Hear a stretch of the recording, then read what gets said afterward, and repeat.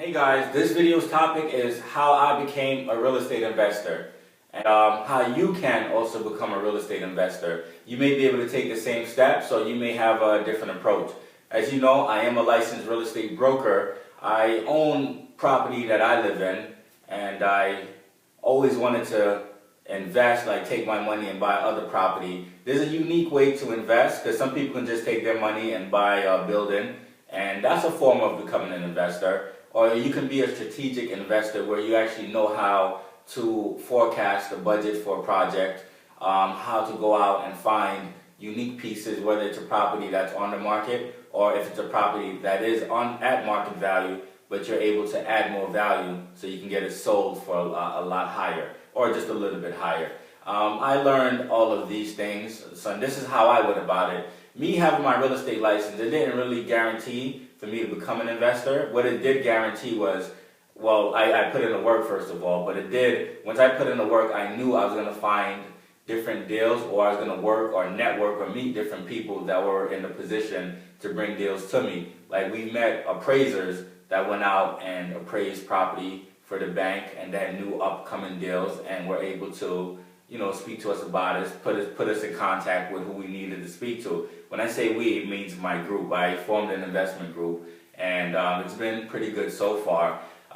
Well, these are the steps that I took to become a real estate investor. First, I sought the wisdom. I got the education and the knowledge. I didn't go to a university and paid university fees to become an investor. I went and I took a course. It was at a real estate school where I got my real estate license. They had a course on how to become a real estate investor. The course was it was a little over $1,000. And I took the course. I brought one of my good friends with me, and he and I, we both took the course.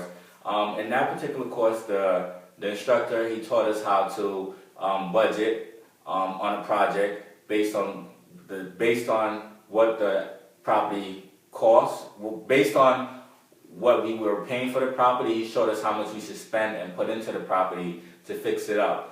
He gave us different ideas. He informed us on laws such as asbestos. If the property is built before a certain time period, is definitely going to have asbestos, and we have to go through the proper channel to remove that asbestos. So I learned a lot. So we went and me and my partner, we got the education that we needed. We didn't find our first deal till like months later after we took the course, but we kept active and we were aggressive seeking out deals, and we're just speaking to everyone that we knew, like, hey, we're looking to buy property now. If you know anything that's coming up before it hits the market, please send it our way. And that's how we kept the ball rolling. We spoke to other real estate agents, brokers, even investors. Some investors may get a deal that they may not have the funds for at that time, or they probably have a few deals going that they can't really dedicate to. And they may do a couple of things, just put us on to the person presenting the deal, or they may wholesale the deal, which is something that you'll learn later on, where they may lock that deal in contract and mark it up a little bit, and still, when I say that deal, they may get a property for, let's say if the property's worth $200,000, but they got the property for $100,000, and it needs work. It may need $50,000 worth of work. So what they might do is add an extra $25,000 to the price. Like, hey, they'll lock it in contract for $125,000, then they'll wholesale it to someone like myself or whoever that decides, hey, this deal is for them at $125,000. So that investor, they walk away with $25,000. The owner of the bank get whatever they get, and you get the property still with a lot of equity in it.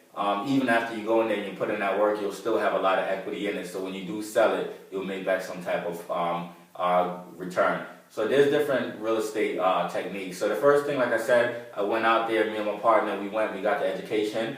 And then after we got the education, we put it out there to different people where investors are looking to buy property or land or whatever. And the third thing is we had to find the money.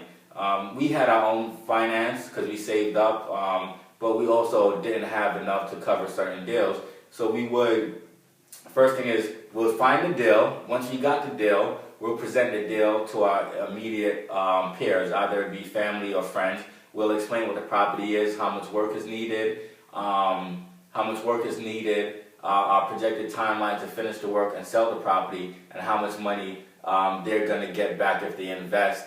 Also, what's very important, you got to show them how their money is protected if they invest in you. that you can give them they can give it to you secured or unsecured. There's different ways. I'll get into that later on, or if you're interested, you can just contact me. We can talk more on those different type of investments, whether they invest their money and their money is on a secured term or unsecured term.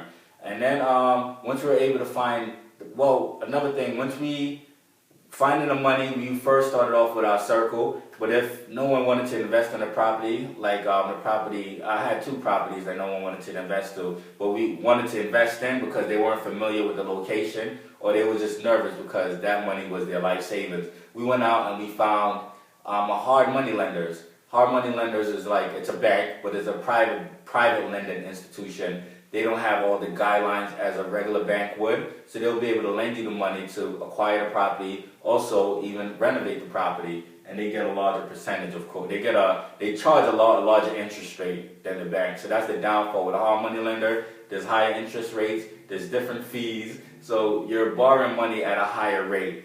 But if you're an investor, you're okay with that because you want to get in and your timeline, work in your timeline, give them back the money that you borrowed and pay them back all the fees. So once you finally get your own money secured, once you build a large sum of savings, you don't need them anymore.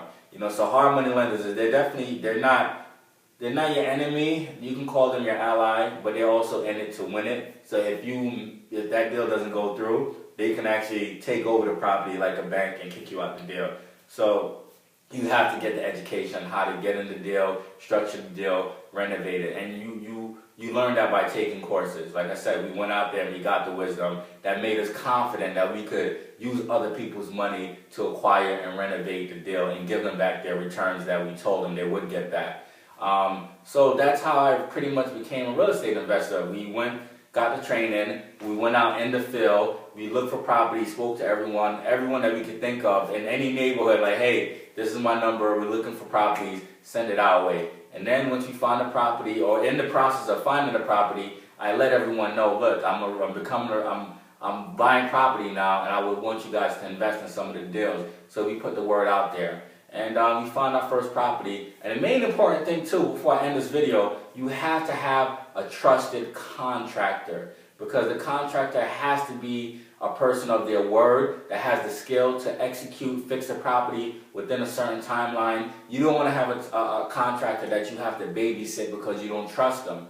You don't trust that he's going to do the work, or he's going to overspend or over budget or cheat you out, because a lot of people have been cheated by contractors. So luckily, my partner and I, we had a contractor that we used for our own personal property, and it worked out. So that's the main thing. And if you ever need a referral on contractors, you can also reach out to me. That's if you're in the New York metro area. I have a list of contractors that I've personally worked with or seen their work, and so that's a great important piece.